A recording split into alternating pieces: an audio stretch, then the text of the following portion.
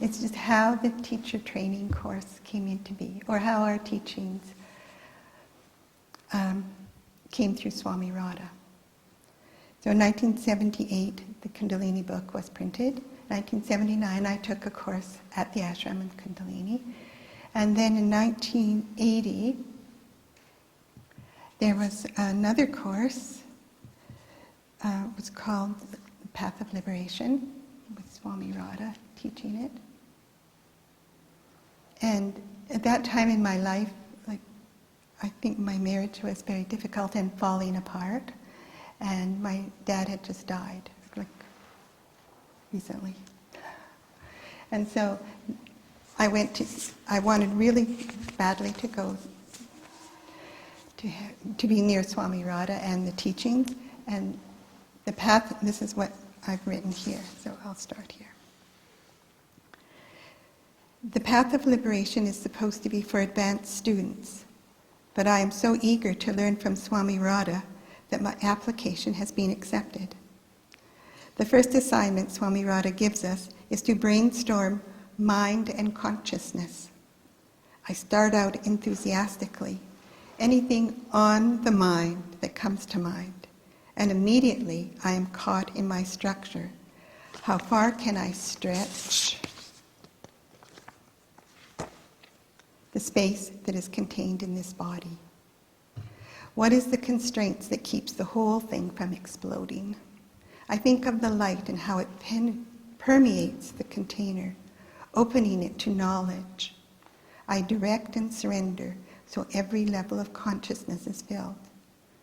By saying that, I am confirming that there are different levels to be opened and filled. Tonight there is a full moon, lighting the path as I walk up from the prayer room, walking the path of light and taking the course called the Path of Liberation. It seems the whole world is a mandala laid out for a purpose, to show me that I am receiving energy from one endless source. Swami Radha asks us to write about the symbols and the mantras of the first 3 chakras. Although I've studied her Kundalini book and answered some of the questions, I haven't concentrated on the images and mantras before. The chakras look complex with many-headed gods and goddesses and fierce weapons. The mantras seem esoteric, sprinkled with Sanskrit. I decide to follow what Gurudev Shivananda did to clear the air and his mind. Chant Om loudly 3 times. Then I will write. I am willing or desperate enough to allow the process that seems to depend on some other dimension. Just letting in whatever is there come through. Sitting outside, overlooking the lake, I start the practice. As I do my first Oms, I hear a humming sound. I stop. A hummingbird is hovering right beside me, looking, attentive, pausing. A few years ago, a hummingbird outside my window was a messenger confirming my creativity. Now this hummingbird is even closer, no barriers. Is it hurt? Why does it stay so long? Suddenly, its wings are in action, fibrous, luminous, whirling straight ahead. What a start. Then I relaxed and trust this other level. Something else seems to come through, the messengers and the message. The next day, I hear that many of the experienced students had stayed up all night struggling to piece together their understanding of the Kundalini system with their lives. My reflections were more like poetry. I read them, then there is silence. The next evening we reflect on the next 3 chakras and mantras, and again the flow of intuition. As the workshop progresses, I write down the strong feelings that are surfacing. I feel liberated. Singing body wants to explode with joy and light. Do not contain me in your wife and mother role. I am here to do divine work. I am your container for the light. Why squeeze and pain me? Crying, the rain runs out of my eyes.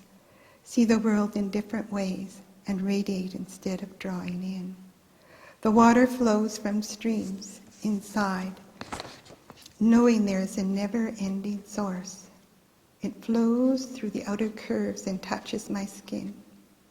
I have an outer and an inner, and they want to meet.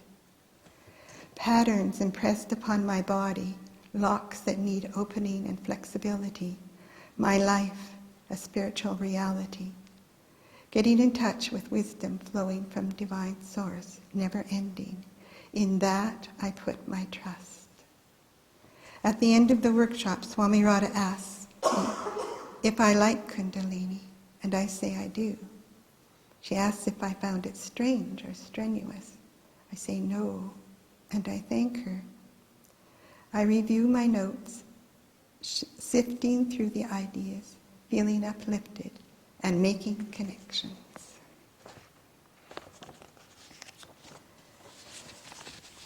So that was her method of teaching, was to just say, here's the Kundalini system, go for it.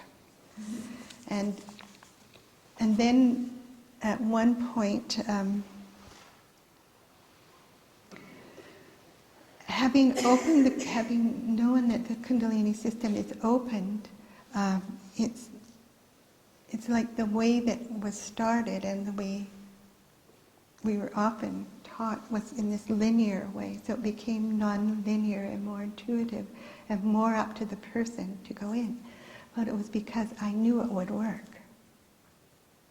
I knew that there's something there. And when everybody really gets involved and engaged in the Kundalini system, it really starts to come to life. And there's just no denying that. So we opened it up by that inquiry and that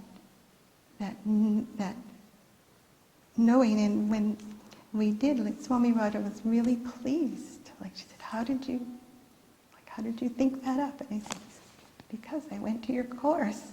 And that's what you did.